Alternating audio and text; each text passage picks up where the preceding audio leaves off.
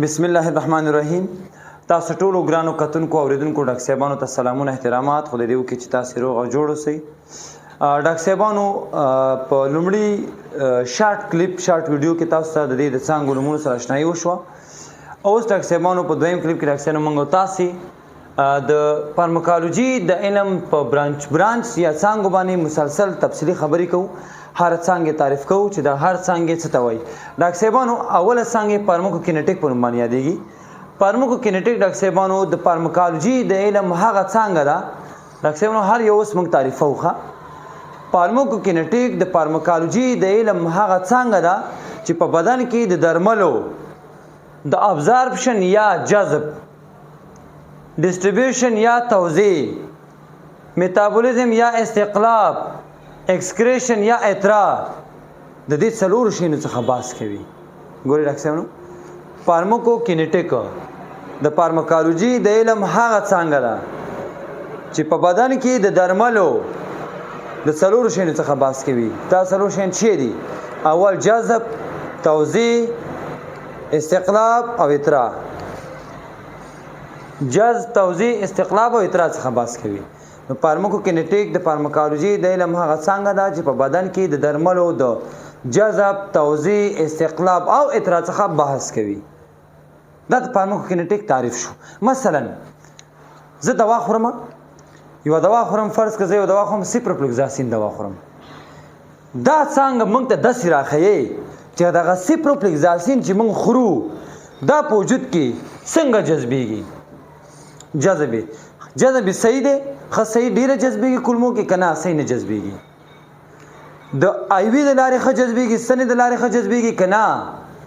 اورل د ټابلیټونو د لارې ښه جذبېږي. دا موږ ته راښیي. دویم دا راښیي چې دغه سیپروفلوکساسین چې موږ خورو د دې د توزیع په وجود کې څنګه ده،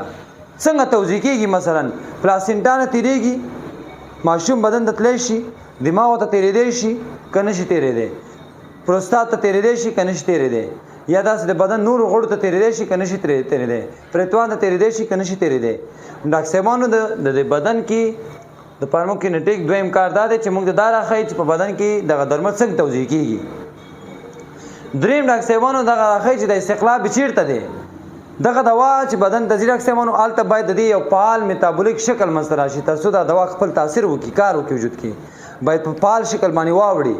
نو اوس داسې وایي چې دا په فعال شکل په کولمو کې اوړي، په ځیګر کې اوړي، په ګردو کې اوړي، په سږو کې اوړي، په کوم ځای کې اوړي. نو دا به موږ ته راښیي،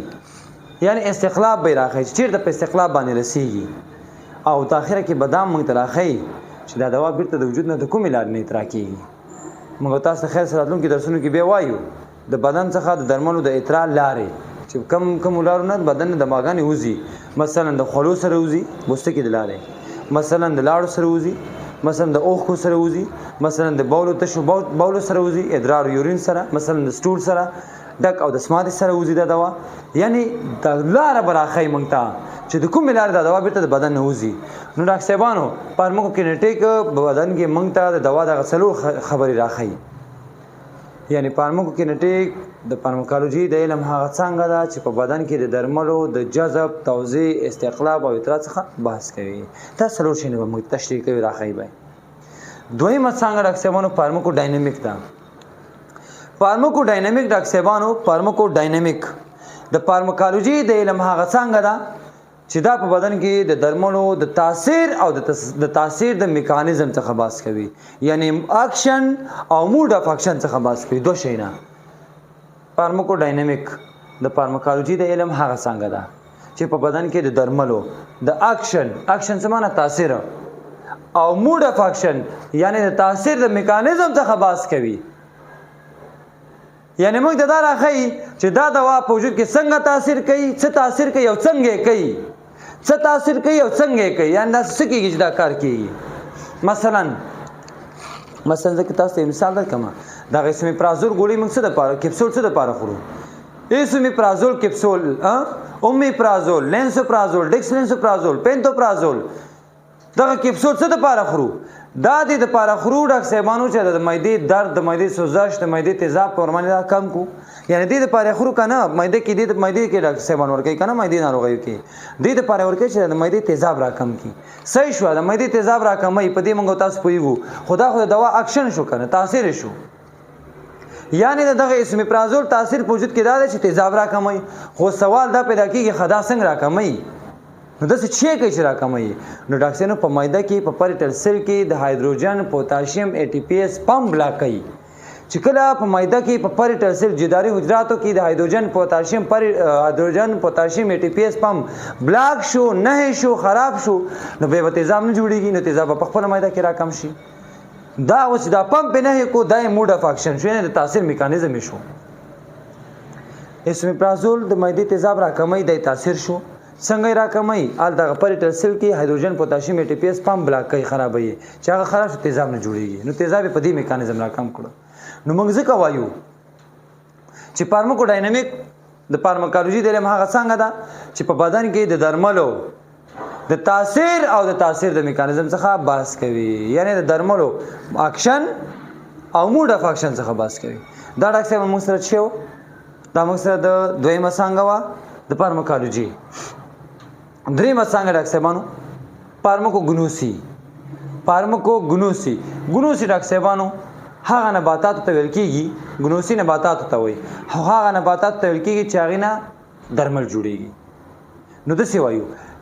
فارماکوګنوسی د فارماکولوژي د علم هغه څنګه ده چې هغه درمل مطالعه کوي کوم چې ډاکټر صاحبانو کوم چې د نباتاتو څخه ملاس راځي هغه درمل مطالعه کوي کوم چې د نباتاتو څخه خپلاس راځي یا هغه نباتاتو څخه باس کوي د کومو څخه چې درمل جوړیږي فارماکوګنوسی د فارماکولوژي د علم هغه څنګه ده چې هغه دواګانې او درمل مطالعه کوي هغه درمل یا دواګانې مطالعه کوي کومه دواګانې چې د نباتاتو څخه خپلاس راځي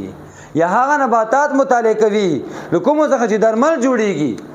نو دغه څنګه د ډاکټر صاحبانو چې وایي فارماکوګنوسی ورته وایي څلورم څنګه ډاکټر صاحب فارمیسي ډاکټر صاحب تاسو چې ګرځي د خارونو کې تاسو ګوري په دوا سازي د درملتون باندې د بره لیکلي فارمیسي دوا سازي نو فارمیسي ډاکټر صاحبانو تاسو پوه شئ چې د فارمیسي د فارماکولوژي د علم یو څنګه ده نو فارمیسي تعریفو چې د دې تعریف څنګه دی ډاکټر صاحب څه وایي فارمیسي د څه وایي وای فارمیسي د فارماکولوژي د علم هغه څنګه ده چې د دوايي موادو د تهیه او د جوړښت څخه بحث کوي فارمیسي د فارماکولوژي د علم هغه څنګه ده چې د دوايي موادو د تهیه او د جوړښت څخه بحث کوي یعنی ډاکټر صاحبانو دا څنګه مونږ ته دا راخی چې دا دوا څنګه جوړیږي په دې کې چې شي اضافه کیږي څه پکې واچو کاربوکسیل پکې څومره شي هایدروجن پکې څومره شي نایتروجن پکې څومره شي یعنی ډاکټر صاحبانو دوا سازي کوي کنه دوا سازي جوړایي نو دا څنګه معمولا ډاکټر صاحبانو دا غي دوا سازي لپاره استعمالېږي کارول کیږي ځکه هغه درمل جوړي کنه فارمیسیستان چې فارمیسي نه فارغ وي نو دا ډاکټر صاحبانو د فارمیسي تعریف وو بل ډاکټر صاحبانو پرسکرپشن ډاکټر صاحبانو د فارماکولوژي د علم هغه څنګه ده چې دا یو ډاکټر ته یو طبيب ته یو ډاکټر ته د صحیح نسخې د لیکلو چل هنر او ترتیب ورخی چې څنګه یو خن صحیح او خاصه او خنوخه ولیکو پرسکرپشن څه ته وایي نسخې ته وایي کنه تاسو چې کله یو ډاکټر تاسو نسخه لیکي کنه دوا هغه په سر کې وګوري دا نسخه په سر کې لیکلي پرسکرپشن یعنی نسخه ډاکټر صاحبانو پرسکرپشن د فارماکولوژي د علم هغه څنګه ده چې یو ډاکټر ته یو طبيب ته ډاکټر صاحبانو د صحیح نسخې لیکلو چل هنر او ترتیب ورخی چې څنګه یو صحیح او ښه نسخه ولیکو بل څنګه ډاکټر صاحبانو هغه ته وایي تراپیوټیک ډاکټر صاحبانو تداوی ته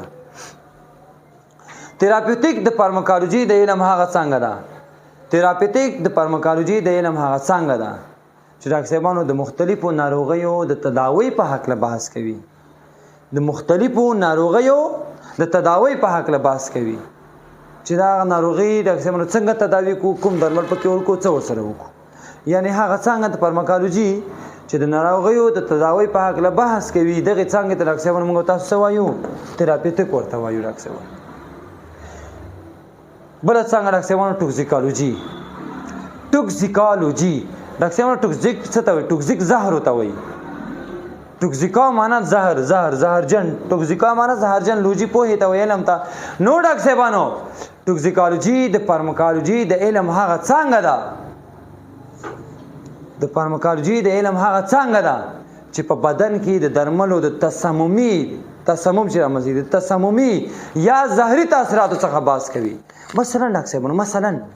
یو دوا د قسن یا ساهون چا یو شل دانې ګولې یو ځل نه وخوړې نو دا خو ډېرې وخوړې که نه په بدن کې به تسمم راځي چې په بدن کې ډېرې شوي تسمم پکې راځي نو اوس په ډاکټر صاحبانو چې دغه تسمم دا بد تاثیر چې مطالعه کوي که نه د دوا دا بد تاثیر زهري تاثیر دا چې بحث کوي دا مطالعه کوي نو دا کومه څانګه ده دا څنګه ټوکسیکالوجي ده داسې وایو چې ټوکسیکالوجي د فارماکالوجي د علم هغه څانګه ده چې په بدن کې د درملو زهري او تسممي او بد تاثیرات څخه بحث کوي هغه مطالعه کوي بل څنګه ډاکټر صاحبانو هغه ته ایکسپریمنټل وایي ایکسپریمنټل ډاکټر صاحبانو د فارماکالوجي د علم هغه څانګه ده چې په تجربوي حیواناتو باندې د درملو د ښو او بدو تاثیراتو څخه بحث کوي ډاکټر صاحبانو هر کله چې کله انسانان درمل پیدا جوړي نوي درمل جوړي کشف کوي پیدا کوي نو اول ډاکټر هغه په حیوان باندې تجربه کوي خو په هغه حیوان باندې تجربه کوي ډاکټر صاحبانو چې داغه حیوان د بدن اناټومي او فزیولوژي د انسان د بدن د اناټومي او فزیولوژي سره ورته وي یعنی دغه حیوان بدن او د بدن وظیفې د انسان د بدن وظیفو ته یو څه ورتواله لري یو شانتي وي ورسره په هغه حیوانات اول تجربه کوي که په هغه باندې دا دوا ښه تاثیرات وکړي به مارکیټ ته راوباسي دا انسانانو ته ورکوي شو نو ډاکټر صاحب داسې وایو چې ایکسپریمنټل د فارماکالوجي د علم هغه څنګه ده چې په تجربوي حیواناتو باندې د درملو د ښو او بدو تاثیراتو څخه بحث کوي بل څنګه راځي کیموتراپي ده کیمو ډاکټر صاحبانو کیمیاوي مواد ته وایي درملو ته درمل تراپي تداوی ته نو کیموتراپي څه معنا د فارماکالوجي د علم هغه څنګه ده چې د خبيثه او انتاني ناروغیو څخه بحث کوي یعنی کیموتراپي د فارماکالوجي د علم هغه څنګه ده هغه درملو څخه بحث کوي هغه درمل مطالعه کوي کوم درمل چې په انتاني او خبيثه ناروغیو کې کارول کیږي مثلا خبيثه ناروغي لکه څه لکه کینسرونه انتاني ناروغي لکه څه لکه مورخه ملاریا شیره داسې نور ناروغي چې څومره دي اکسبانو نو دا کیموتراپي دغه شو یعنی هغه څنګه چې د انتاني او خبيثه ناروغي کې چې کوم درمل کارول کیږي او دغه درمل څخه بحث کوي دغه څنګه تر اکسبانو کیموتراپي وایي بل ډاکټر صاحبانو بل څنګه چې د هغه تر اکسبانو فارماکو اکانومیک وایي ډاکټر صاحبانو اکانومیک چې ده کنه اکانومیک دا اقتصاد ته اکونومیک فارماکو اکانومیک څه معنا د فارماکالوجي د علم هغه څنګه ده چې د درملو نرخونو او قیمتونو څخه بحث کوي د نرخونو او قیمتونو څخه بحث کوي او هم دغه درملو اقتصادي اړخونو څخه بحث کوي نو فارماکو اکانومیک د فارماکالوجي د علم هغه څنګه ده چې د درملو د قیمتونو او نرخونو څخه او هم دغه درملو د اقتصادي اړخونو څخه بحث کوي بل څنګه ډاکټر صاحبانو فارماکو اپیډیمیالوجي یو لسم نمبر څنګه راځي فارماکو اپیډیمیالوجي څه ته وایي فارماکو اپیډیمی چې مورید معنا اپیډیمی معنا ډیر زیات فارماکو اپیډیمیالوجي معنا د فارماکالوجي د علم هغه څنګه ده چې په ډیرو خلکو کې د درملو د خو او بد تاثیراتو څخه بحث کوي دا د ډاکټر صاحبانو فارماکالوجي یو لسم څنګه و دولسم نمبر څنګه ډاکټر صاحبانو فارماکو ویجیلنس د فارماکالوجي د علم هغه څنګه ده د فارماکالوجي د علم هغه څنګه ده چې په ډیرو خلکو کې ډاکټر صاحبانو په ډیرو خلکو کې ډاکټر صاحبانو چې په ډیرو خلکو کې د درملو د خو تاثیراتو څخه بحث کوي یعنی ډاکټر صاحبانو د فارماکالوجي د علم هغه څنګه چې په ډیرو خلکو کې د درملو د خو تاثیراتو څخه بحث کوي یعنی د درملو خو تاثیرات د درملو اغیزمنتوب تاثیرات چې کوم دي دا راټولوي تشخیصوي او هغه څخه بحث کوي ډاکټر صاحبانو هغه مطالعه کوي نو ډاکټر صاحبانو فارماکو ویجیلنس د فارماکولوژي د علم هغه څنګه ده چې په ډېرې خلکو کې د درملو د خو تاثیرات څخه بحث کوي او دغه ښه تاثیرات تشخیصوي راټولوي او دغه څخه ډاکټر صاحبانو بحث کوي دغه څنګه د ډاکټر صاحبانو فارماکو ویجیلنس وایي او اخرنۍ څنګه ډاکټر صاحبانو کلینیکل فارماکولوژي ده کلینیکل فارماکولوژي د فارماکولوژي د علم هغه څنګه ده چې د یوې ناروغۍ په اړه یعنی د یوې ناروغۍ تشخیصوي راټولوي او هغه ډاکټر صاحب تداوی کوي او وقایه کوي ډاکټر صاحبانو کلینیکل فارماکولوژي د هغه فارماکولوژي د علم هغه څنګه څخه عبارت ده د هغه څنګه څخه عبارت ده چې یو ناروغي ډاکټر صاحبانو تشخیصوي راټولوي تداوی کوي او دغه څخه مخنیوي کوي دا ډاکټر صاحبانو موږ سره کلینیکل فارماکولوژي شو نو ډاکټر صاحبانو دا زموږ استاسي د نن ورځې لیکچرو ډاکټر صاحبانو دیارلس څانګې د فارماکولوژي مسلسل ډاکټر صاحبانو ټول ان شاء الله تاسو ته په تفصیلي شکل سره وویل شوي خدای دې وکړي چې ډاکټر صاحبانو تاسو ته مفید او مستفید پریوزي باقي مو په الله سپارم خوښ خوشاله او سوکاله ژوند ولرئ